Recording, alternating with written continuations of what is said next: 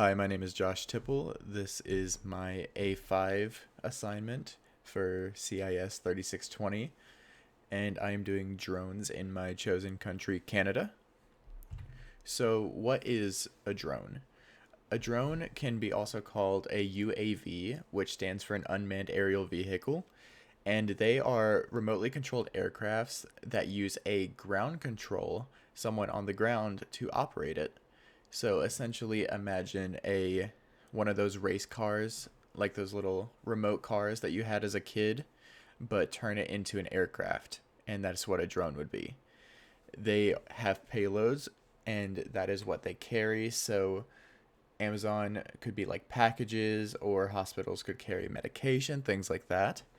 And then also they use data links to communicate back and forth between the ground control. The technology that they use is vertical takeoff and landing, which is VTOL, as well as Global Navigation Satellite Systems, GNSS, which is essentially their version of the GPS. This connects to the ground control station through those data links. Drones can also solve problems as well as create opportunities. And like I mentioned earlier, it could deliver medication, it could act as a tracker in like a police scenario. And between the US and Canada, drone development has been nearly similar because they are working in conjunction with each other through the process of them becoming mainstream. So, who's all using drone? Many companies are using it in Canada, from car companies like Ford to fire departments to construction.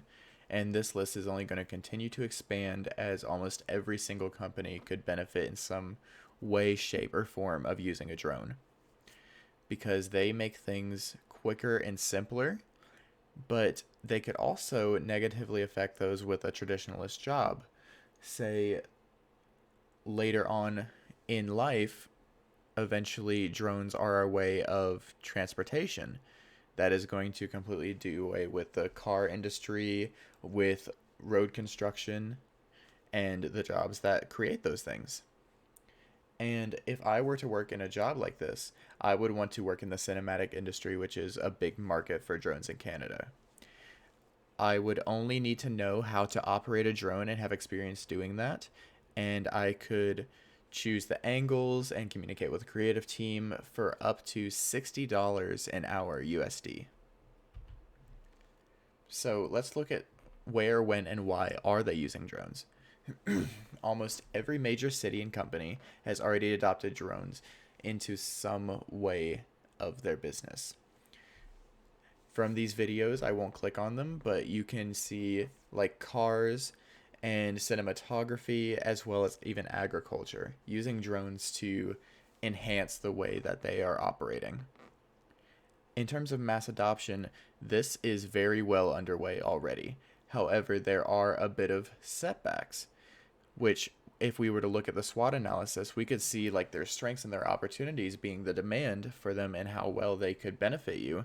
However, a barrier which also acts as a weakness is reliable technology has yet to be invented for public use. So these are difficult to duplicate in a way where it can become a mainstream product to sell. So how do these apply to the Sustainable Development Goals? Well, there are so many different ways, but a few I want to notably mention are partnerships, climate action, industry, innovation, and infrastructure. But most notably, climate action. The world is crumbling around us. We are not taking care of it, and it is falling apart. Drone technology is not going to fix it. However, it is going to serve as a monitor.